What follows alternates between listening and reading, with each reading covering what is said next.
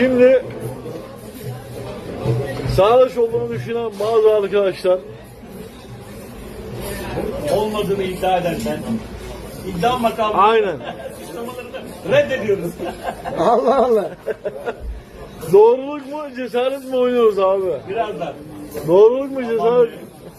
Oynamayalım mı? Evet. Oynarsak yanarız diyorsun. Evet. Evet Emin Bey. Yapma yanarız Hayır, söyledim. ikimiz varız. Hasan abi hakem. Buyurun. Aman be bu kafayla beni açtım bak. Abi aman diyeyim ha. Yoksa yakarlar da. Bütün suçlamaları reddediyoruz. Beraatine karar veriyoruz.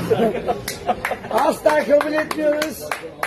Ama deliller var. Oy birliğiyle beraatine